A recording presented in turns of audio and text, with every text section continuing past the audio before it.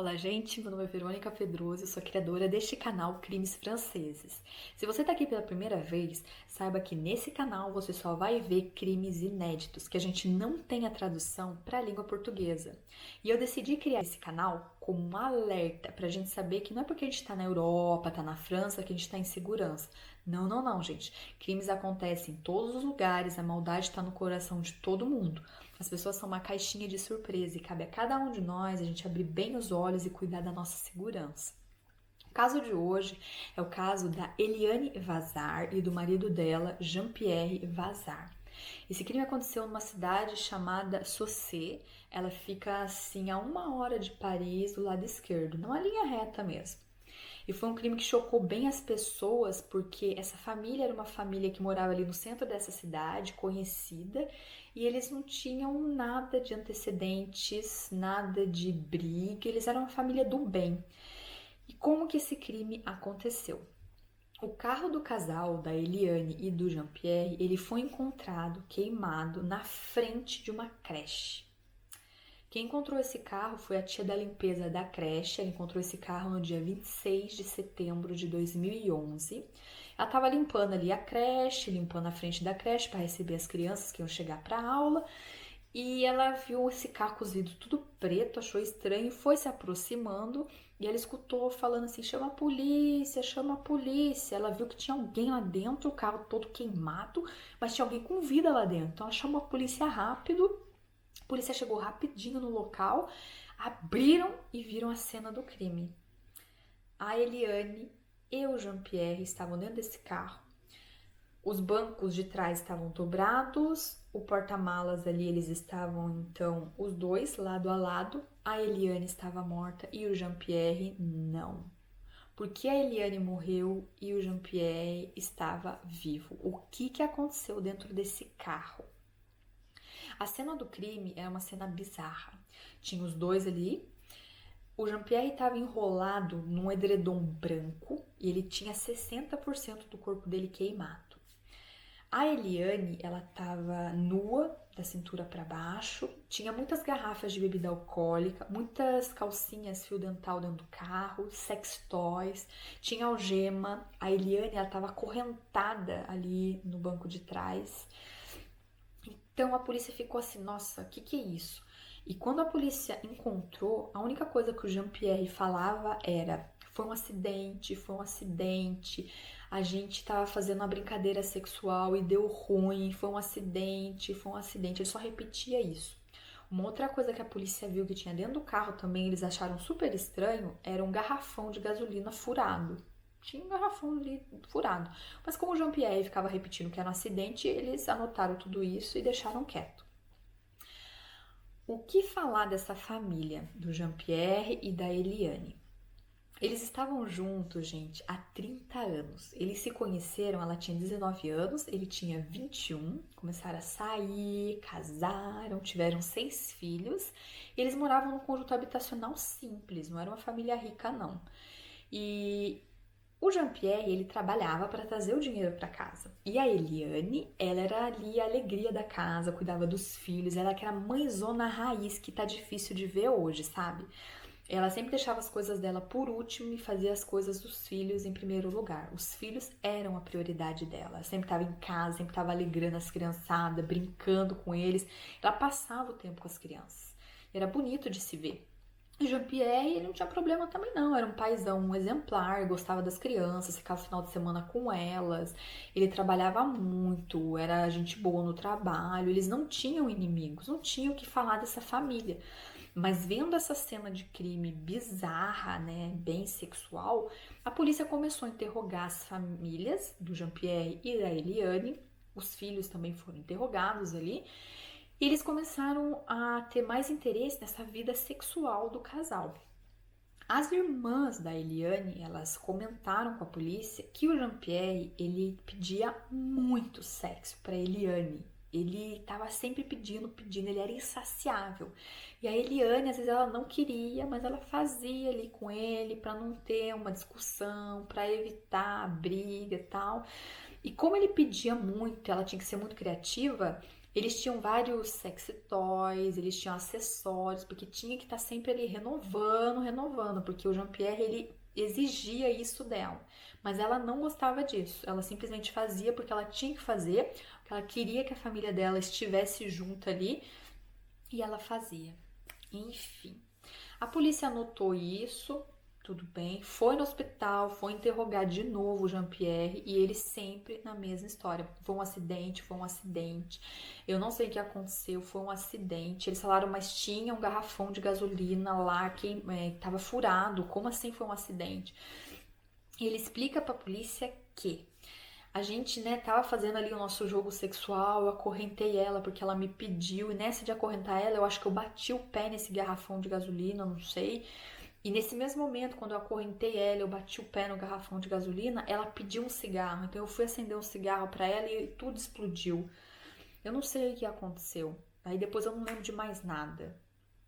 A polícia achou a história muito mal contada e começou a olhar essa cena de crime, e continuou interrogando a família. A família continuou falando que sim, eles eram felizes, eles viviam bem, mas o Jean-Pierre, ele sufocava demais a Eliane. Ele era ciumento, ele era possessivo, ele não deixava ela fazer as coisas que ela queria fazer. Então, era estranho, né? Ele tá vivo e ela tá morta, sendo que eles estavam no mesmo local, onde tinha fogo. A polícia começou a perceber que a história do Jean-Pierre estava bem mal contada, porque olhando as fotos ali da cena do crime, eles perceberam que o carro tinha tido o teto queimado e as cinzas caíram em todos os lugares. O corpo da Eliane tinha cinzas do teto do carro, os bancos tinham cinza do teto do carro, mas o edredom branco que o Jean-Pierre estava enrolado, ele não tinha cinza do teto do carro, não. Então isso queria dizer que o Jean-Pierre estava fora do carro e que depois ele entrou ali para simular que ele estava na cena do crime. Bem mal contada a história, né, gente? Esse cara, como ele teve 60% do corpo dele queimado, ele voltou para casa dele e a polícia não podia deixar ele numa prisão porque ele estava debilitado. Durante 5 anos, olha só que coisa mais negligente. Durante 5 anos, o Jean-Pierre ficou na casa dele, numa boa, e não foi responder processo, não foi fazer nada. Ficou de boa na casa dele em recuperação. 5 anos de recuperação, gente. Ele só foi passar na frente de um tribunal em dezembro de 2016 e sempre afirmando: foi um acidente, foi um acidente, foi um acidente. Durante esses 5 anos, os investigadores, a polícia, eles refizeram a cena do crime e cada vez mais eles entendiam que não foi um acidente, não. Porque se realmente fosse um acidente, o Jean-Pierre teria morrido. E por que ele não morreu? Quando saiu a autópsia da Eliane, que foi falado no dia lá do processo, do julgamento do Jean-Pierre, a Eliane, ela não morreu porque ela foi queimada, porque ela teve o corpo dela queimado. Não, ela morreu por asfixia. E se ela morreu por asfixia, o Jean-Pierre estava do lado dela. Ele teria que ter morrido também por asfixia, e ele não morreu. Todos os investigadores, os peritos, eles chegaram a uma conclusão: o que aconteceu nesse dia do crime, o que aconteceu nesse 26 de setembro de 2011. O Jean-Pierre, ele convidou a esposa dele para dar uma volta de carro, para fazer essas coisas dentro do carro. Ela já sabia que ele queria fazer uma coisa nova, uma coisa diferente. Ela foi, porque ela não falava não para ele, para evitar discussão. E nessa daí, ele estacionou na frente dessa creche. Essa creche é muito importante, vocês vão saber daqui a pouco por quê. Ele estacionou o carro na frente dessa creche, amarrou ela, né, acorrentou ela com correntes, colocou uma algema. Ele pegou o garrafão, furou e colocou a gasolina em todo lugar, nela também, colocou bastante gasolina. Só que o burro não sabia que quando ele fosse usar o fósforo para acender o fogo, desse uma explosão muito forte. Ele pensou que isso não ia acontecer. Ele pensou que ele ia colocar o fogo ali, ia começar de pouquinho em pouquinho, ele saía do carro numa boa e tudo ia dar certo. Só que não aconteceu isso. Como ele colocou uma quantidade importante de gasolina dentro ali do carro e no corpo da Eliane, quando ele pegou o fósforo e começou a usar o fósforo, deu aquela explosão. Então, por isso que ele ficou com 60% do corpo dele queimado. Mas ele explodiu, ele viu aquela explosão, ele saiu do carro, ficou do lado de fora, vendo a Eliane dentro do carro. Olha que maldade, olha que crueldade. Você vê ali a sua esposa, você teve 30 anos de vida comum com essa pessoa, você fica vendo a pessoa ali agonizar dentro do carro e você não faz nada. Então os peritos falam que ele ficou ali do lado de fora assistindo tudo. Depois ele pegou, ele estava enrolado nesse edredom, ele entrou dentro do carro depois que tinha parado o fogo, depois que a esposa tinha parado de gritar. Ele entrou dentro do carro e ficou esperando até o dia seguinte alguém encontrar o carro, que foi isso que aconteceu. Mas para a polícia é impossível ele ter saído com vida se ele estivesse dentro do carro. Então ele assistiu à morte da Eliane fora desse carro, gente. É muito cruel. O Jean-Pierre, ele pegou 25 anos pelo assassinato da esposa dele e ele sempre ficou falando que era um acidente. Mas os peritos e a polícia, eles afirmam que não foi um acidente, que isso não seria possível. Então hoje ele tá atrás das grades, graças a Deus, pagando por essa malvadeza, por essa crueldade que ele fez com a mãe dos filhos dele. Abram os olhos, gente. A gente não conhece ninguém. O cara, sabendo que tem 6 filhos que dependiam dessa mãe, na época do crime, o menor tinha 9 anos e a mais velha, ela tinha 18 anos. E o pai não pensa, tipo, meus filhos vão ter um trauma para a vida inteira. Não, o egoísmo do ser humano, às vezes, ele vai muito além e é horrível. E por que ele fez isso na frente dessa creche? Como a gente já falou aqui, esse Jean-Pierre, ele era muito ciumento, ele tinha problema com possessão, ele queria possuir a Eliane. E a Eliane, ela tinha encontrado emprego e ela ia começar a trabalhar nessa creche onde ele estacionou o carro na próxima semana. Então ele parou o carro ali na frente dessa creche, cometeu o crime ali e acabou.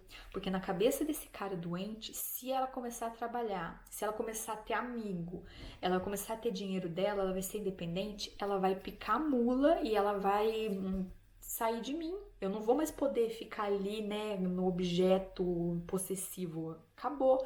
Então ele ficou com medo, ele se sentiu ameaçado e ele não queria isso. Ele queria que ela fosse dele, como objeto sexual. A Eliane tinha que ser dele. E ele, vendo ali o perigo de perder isso, ele preferiu matar a esposa dele e deixar os 6 filhos sem mãe e com trauma para a vida inteira. É horrível. Esse caso eu fiquei assim bem abalada porque eu me coloquei no lugar. Como que você consegue ficar olhando uma pessoa morrer queimada, escutando os gritos e você não faz nada? É muito horrível. O ser humano, cada vez que passa, cada vez que eu vou gravando esses vídeos, eu percebo que é uma podridão. Tem ser humano que é muito doente, é muita maldade dentro de uma pessoa só. Enfim, esse é mais um caso que eu queria contar pra vocês, compartilhar. Não é porque a gente tem 30 anos de vida comum, não é porque é pai, não é porque a gente conhece que a gente deve confiar nas pessoas, gente.